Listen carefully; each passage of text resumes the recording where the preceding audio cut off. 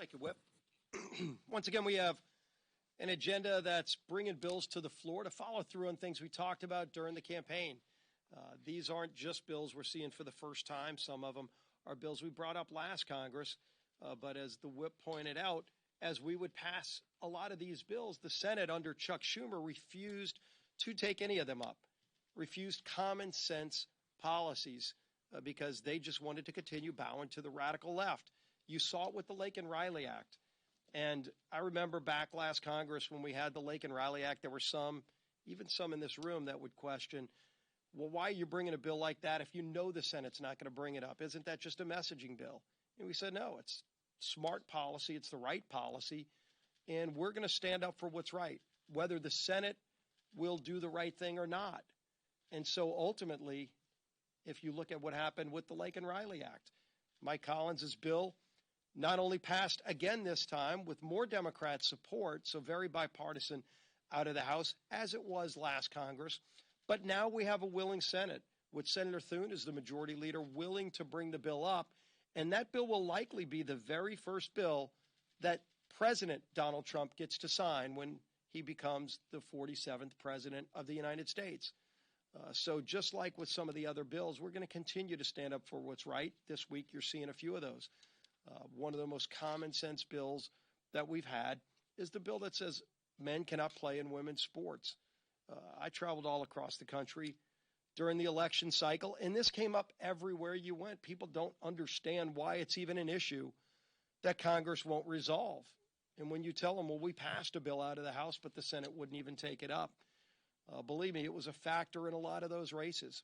And so when you talk to most people in America, common sense tells you that men shouldn't be playing in women's sports just because some on the far left want to continue to jam their ideology and whatever other kind of achieve the things they want to achieve and upset what Title IX is all about, upset women's sports, and take away opportunities for so many young women across America. It's just not right. And so we're going to stand up for what's right. Again, we're going to bring that bill to the floor, just as we're going to bring Nancy Mace's bill that says if somebody is here illegally and they're also committing assault and violence against women, that's a deportable offense.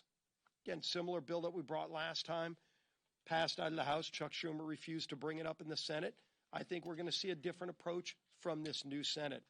You know, when people say elections have consequences, the consequences are already being seen and felt in the terms of actual good policy, not only making it through the House, but actually coming up on the Senate floor for real votes now.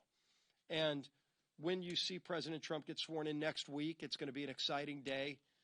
But it's going to be an exciting time for the country because it marks a new beginning for America. Now, we've been preparing for this moment for a long time.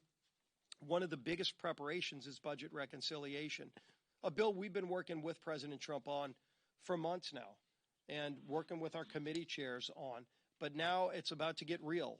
We're talking about bringing a budget by February in Congress, in the House, and then ultimately setting up the opportunity to create a budget reconciliation bill that's going to be focused on getting our country back on track, on securing America's border, on producing more American energy, on lowering costs for families who are struggling, on addressing these radical rules and regulations that add more cost to the inflation that's already driving people to the point where they can't even afford to put food on the table.